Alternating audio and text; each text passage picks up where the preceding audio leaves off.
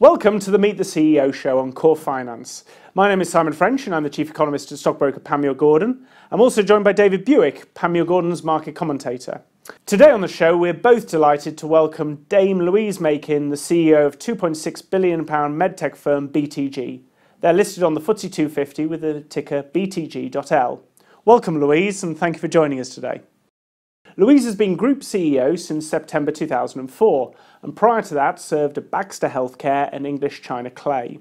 These roles followed on from a successful academic career with Louise receiving a PhD from the University of Cambridge. Louise was also appointed a Dame of the British Empire in the 2014 birthday honours. BTG is now valued at £2.6 billion and is focused on interventional medicine therapies for liver and other cancers, emphysema and vascular disorders, and specialty pharmaceuticals for acute care uses. It also earns revenues from a legacy licensing business. Under Louise's leadership, the company has seen its market capitalisation increase by a staggering 17-fold. Total returns are greater than 600%, and the shares are up 13% over just the last 12 months.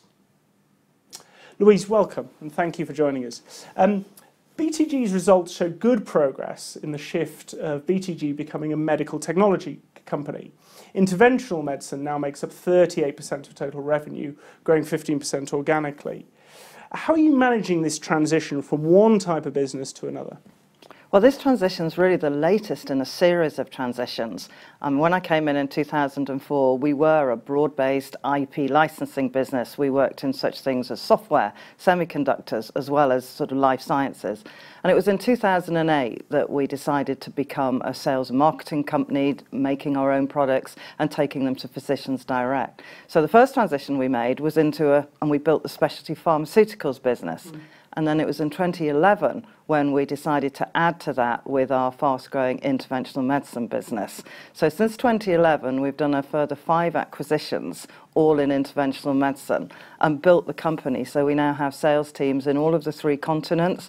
So transition's a way of life at BTG. We're still very much building the company, and we've been able to start from those beginnings of the royalties, add the specialty pharmaceuticals business, and now add on a broad portfolio of interventional medicine therapies. And you talk about 2 transitions, and that's certainly the view I got speaking to the healthcare analysts at Panmure. And I mean, is that the end state? Where do you see the business evolving once you manage number 2 transition? Is there a third one in the pipeline? Well, certainly with the specialty pharmaceuticals business and the interventional medicine business, we've got lots of scope to grow those. So the next part of the journey is growing those portfolios. A lot of our products themselves are high growth products in under-penetrated markets, so they're fast growing, but we're also looking to use the cash that we generate to invest further into new products and new areas. Right. I just want to dig into some of the numbers because they're quite impressive, as I said in the intro, and profit before tax is expected to double from £98 million to £185 million over the next 3 years on sales of just short of £700 million. And what I was interested in is whether this is part of a concerted profit margin strategy from the board or whether it's just indicative of where BTG is in its evolution. Yeah, I think it's always, of course, you're looking at your profit margin, but it comes from executing on our strategy. So the number I always like is before we joined with our first acquisition in 2008, there were 57 people in BTG, and we're now 1,500. So you're going to build a company, your SG&A, your R&D, all of those expense lines have to grow. But you get to a point where you have a company, where you have built it. And that's very much where we are today. So we will continue to invest in R&D, we'll be continuing to invest in new things, but the essence of the company is there, so then incremental margin drops down to the operating margin. And that's essentially where we are in our transition. And that income story, I mean, there isn't a dividend payable at the moment on BTG shares. Clearly, you're still seeing growth, both organic and acquisitive growth as part of what you're trying to do. But will the approach to shareholder returns continue to be like that? Or as the company evolves, does it think the dividends as part of the story in terms of shareholder return? I mean, dividends is something that every board thinks about, and ours is no exception. But if we look where we are right now, we're in some fast-growing areas, we've got some leading technologies, and we think we've got some really good ways that we can invest the cash we generate and generate higher returns. So at the moment, we're in that investing it to grow the company and deliver shareholder value that way. But it is something that the board will keep under review as we move into the future. And changing gear slightly into, I'd love to hear about more of the products and the sort of the way you're developing medtech. Interventional medicine is expected to make up about 2/3 of BTG's revenues in 5 years' time. Is that shift because that is where you see the growth in the market? Is it the legacy of the kind of acquisitions you've made? Why because currently there's almost a third split in the revenues, and you're moving towards 2/3. Yeah. You just talk investors who may not be yet interested in the story, why that transition is taking place. Yeah, so interventional medicine is the fastest growth segment of the business. So by definition, as it grows faster, it becomes more and more. But it's also a very, very interesting and fertile place to be. I mean, if you step back and you look at the trends in healthcare, then the good news, if you supply healthcare, is that people are always going to need it. Yeah. And as an aging population, you're going to get more and more demands on that. But the bad news is that if you're not careful, that's just an escalating bill.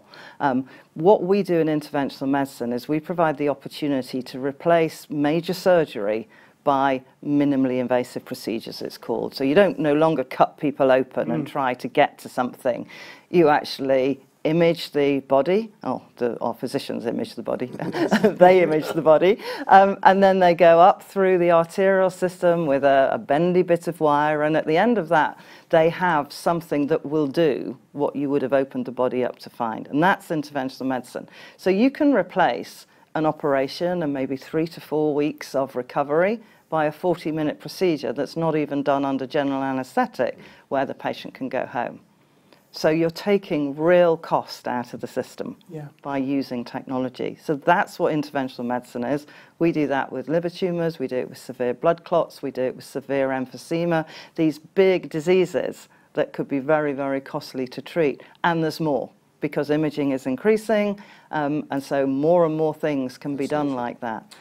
Presumably a big part of the sales pitch of that is the reduced amount of inpatient time that healthcare providers around the world are going to have to pay out for. And as you say, the demographics are against them in that regard, but in your favour in terms of providing a solution. Is that a fair representation? That's absolutely right. I mean, if you can work to take fundamental cost out of a system, then you create value.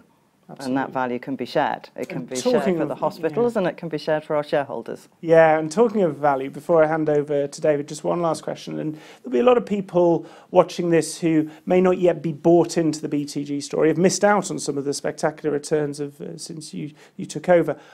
What's the next trigger, really, in terms of the announcement cycle, the development cycle, that you think will enable BTG to move on, both in terms of its share price, but also in terms of its development as a company? What are you most looking forward to? Well, we've got an interesting 12 to 18 months and a good, interesting 12 to 18 months coming up. So as well as the strong growth that we expect from some of our businesses, so interventional oncology, we guide to mid-teens growth. Our blood clot treatment, we guide to over 20%. We've also got a couple of early stage businesses that haven't quite got into that sort of linear growth phase. And in the next 12 months, one of them for venous disease should get a reimbursement code in the US, which makes it easier for the payers to pay for it. That should be a big enabler of that to sort of move into that growth phase. And then our business for severe emphysema, it's a European business at the moment, but we have a file in with the US FDA. And if that gets approved, maybe in the next 12 months or so, that could open up the vast US market for those products. So a lot going on. Yeah. David? Dame Louise, I'm not a prophet of doom, but I'm going to have to spoil the party a little bit by asking some very tiresome political questions.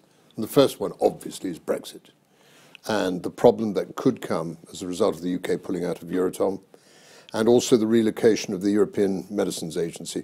What's your assessment of how the UK's decision to leave the EU will it affect BTG and the UK health sector? Yes, so if we look at BTG today, then 90% of our revenues are dollar denominated. So we've been a net beneficiary of weak sterling. About 55% of our costs are, so we're getting that effect. As we look into the future and the things that sort of affect BTG going forward, then we're interested in access to talent. Now, we're global, so we can place people all over the world, but we have operations here, so we would want to make sure that we could get, if we needed the expert in something, we'd like to be able to think that we could attract them. We're interested in the regulatory side of things. We don't want any more complexity in that. Now, hopefully earlier this week there was a positive announcement about that. A little chink. So if that stays, then that removes a worry off the table. And then really we want to make sure that there's a good scientific foundation, and that comes from global cooperation across the world as well. So those are the things that we've got our eye on, but in the immediate term, it's really all about the exchange rate for us. Brilliant. So hopefully happy sailing. And also I think to say that I believe whatever the government comes up with in terms of Brexit, they need to know that science and medicine is so important. Yeah. And I can't see them blocking people coming into this country that are going to add value. Here's hoping anyway. So anyway, moving on to the next thing, we're going to cross the pond now. And ever since I think it was 1992, when Hillary Clinton first put her oar in over healthcare, it's become quite an interesting subject. And there is some talk that in terms of the last presidential election, that fears are growing as regards the regulatory crackdown on drug pricing. I mean, this has been here for 20 years now. Do you believe that the availability for public or insurance-led healthcare is your situation that you appraise the state of the global healthcare market? Is it okay? Will BTG suffer? Will the healthcare business suffer?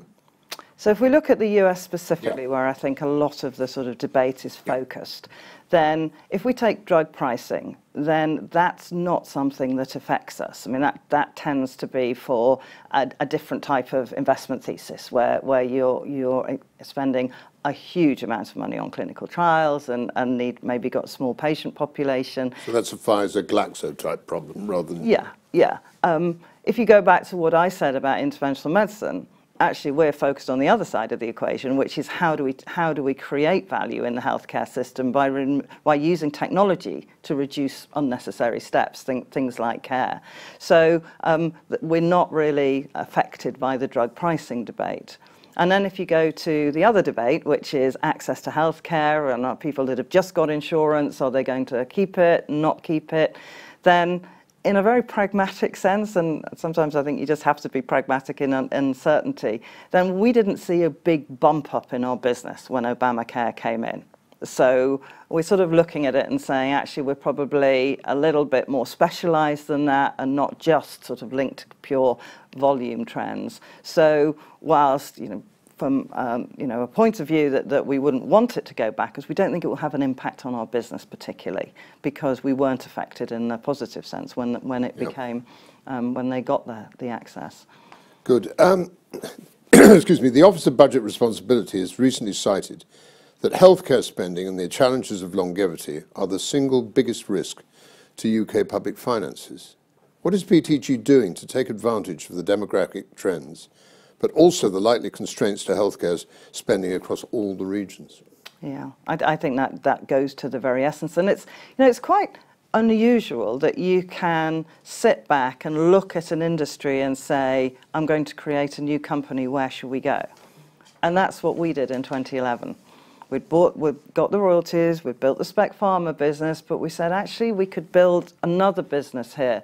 And we stepped right back and said, what are the trends that we can just see going on forever?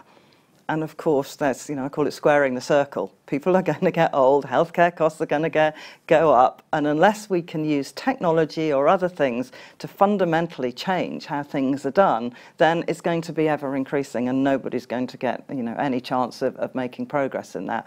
So we highlighted interventional medicine and focused on it deliberately to put ourselves in line with what we thought was going to be one of the biggest trends and most sustainable trends. And that plays out in every region of the world. I'm hearing the most lovely tune in my ear, that you are onwards and upwards, and I think that's absolutely wonderful. So I'm going to ask you a cheeky question, which I hope you'll forgive me for, is that because you've been on the acquisitive trail and been so successful and delivered shareholder value, and with your specialised 3 divisions, I don't see in any way that you're remotely vulnerable to takeover. And is there any possibility at any time, working on the basis that people say there's always a price, that is not your mode, is it? Your mode is to press on as BTG. Yeah, we're here to build something. For you. You know, we've lovely. been here a while, we're here to build something. We also know our jobs. We're a public company, and our job is to get shareholder value, but we are very excited about the company that we've created, the leading positions that we've got, and you know, we have supportive shareholders, we're cash generative, we've got the wherewithal to take this to a lot of further levels. Excellent. Just a final question from me, if I may. I'm not sure I terribly like this description, but BTG has become a disruptor in the interventional oncology area. How have you targeted your acquisitions and faced up to the challenges of technological progress? I don't like the word disruptor, I don't know why. Yeah, we would say leader. We would say leader. Well, I prefer that. So perhaps to understand interventional oncology, it's sort of good to step back and think about, you know, sadly, most people know somebody that's had cancer. And the treatment options tend to be surgery, or they tend to be chemotherapy, or they tend to be radiation therapy. And it's sort of variations on the order in which those happen. So in the interventional medicine space, so in that sort of minimally invasive, where you don't sort of cut anyone open or you don't poison the whole body, we have leading therapies in chemo, in radiation, and an alternative to surgery, where actually you use ice to grow little ice balls the size and shape of the tumour, and that cuts out the tumour, just as you would do if you were to go in. We're the only company that has those. We're the only company that has that portfolio of all the alternates, and they're market leaders in their space. So we are really well positioned to partner with the interventional oncologist. There's more and more oncology treatments or types of cancer that could be amenable to this sort of interventional play, and to work with them to get the data, to get the approvals. And you know, a really good example of that, some people are well aware that there's a big revolution, you might say, in oncology, is immuno-oncology agents that are sort of looking, and those are the things that the big pharma companies are investing huge amounts in. Well, there's a lot of scientific interest in using our type of technology together with those immuno-oncology agents. And the real interest is that at the moment, those immuno-oncology agents very often only work in 30% of patients. Right. But actually, if you pre-treat in the way that with one of our types of treatments, maybe that will go up to 50 or 60. And of course, there's a very limited side effect burden with our type of treatment. So you're keeping that side effect burden low. So even in a changing world like oncology, the fact that these minimally invasive treatments are part and parcel of what can happen puts us in a really strong position to continue to have that leadership position. So Louise, you've recruited a whole generation of leaders into BTG since you joined in 2004 as the CEO. What have you been looking for? How have you built that management team? Very, very thoughtfully. I'm a real believer that the quality of the capability in your people and how they work together is absolutely fundamental. And if you think about how we generate value by new technology into the hands of physicians. And so we need people who are really able to work together and work together in the best interest of the patient at the end of the day. Perhaps a little story. When we sat there after the first acquisition on that morning in 2008, we were now 200 people. So we'd gone from 57 to 200 people. And we looked ahead and we said, what's the goal? And the goal's FTSE 100. We were worth a lot less than FTSE 100 then. But we knew that was going to be a journey that was going to require us to acquire things, to bring things in, things that we hadn't even thought of. But we said we are never going to turn down an opportunity that will be in our shareholders' interest because we don't have the capability internally. So right from that morning in 2008, we have made sure we've got the right people working together in the right way. And they need to be agile. They need to be highly accountable. They need to be pretty resilient. And they just need to take great pleasure in doing the right things for those patients that we serve every day. And it tends to be self-selecting. Mm-hmm. People thrive at BTG or they don't. and that we've got much better at. Can they grow into the job? Thrive. Absolutely. So I've got many people who have had the same job title, and they were, head of manufacturing when we were 200 people and maybe one manufacturing site, and now maybe they've got 12 sites, and they've grown with it. So there's been a lot of stability in the BTG team, and we've added, but it's a group of very committed leaders who are very focused on how we build value. And talking of leaders, your own leadership style, who have been, either who or what, have been the big influences? I mean, you've been at the head of BTG for 13 years now. Clearly your leadership style will have evolved over that period. Those key actors, those key influences, what were they? Yeah, I'm really curious, probably to a fault, some people would say. So I find I learn from everybody. I learn from sport, rowing, sailing, competitive sport. Yeah. I learn from people on the bus. How do they work together? I've got a network of people that I talk to a lot, and so I just learn from everything, that curiosity about how can we do things better. Sometimes, does it fit? Is that something that's relevant to all the questions that we have? Sometimes not. And so very hard to pick out one thing because it's everything. Sure.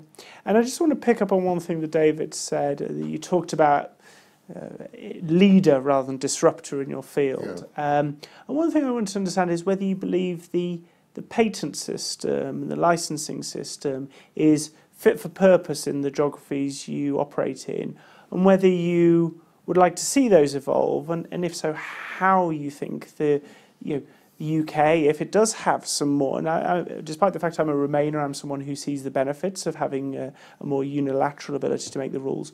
What are the things you'd like to see change that could make your ability as a business to improve people's health outcomes better?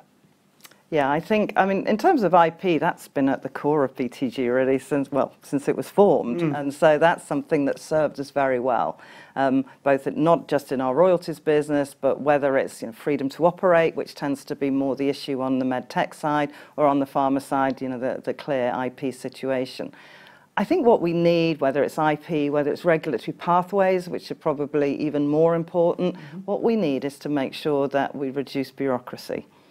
Clearly you need regulatory pathways. You've got to be making sure things are done in the right way, things are safe before they're used on patients.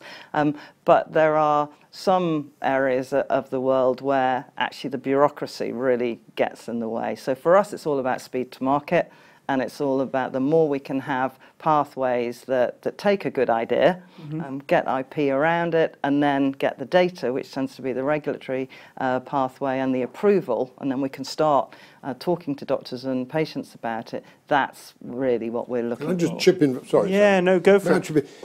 The FDA, is the United States the toughest place to get regulation? Is it Europe? Is it the UK? Just to give us a little bit of a flavour. It really, you're not going to like this because it depends answer. It really does depend. Everything's a lot easier if you've got good data, and that's what we do in BTG. We invest to get the right data.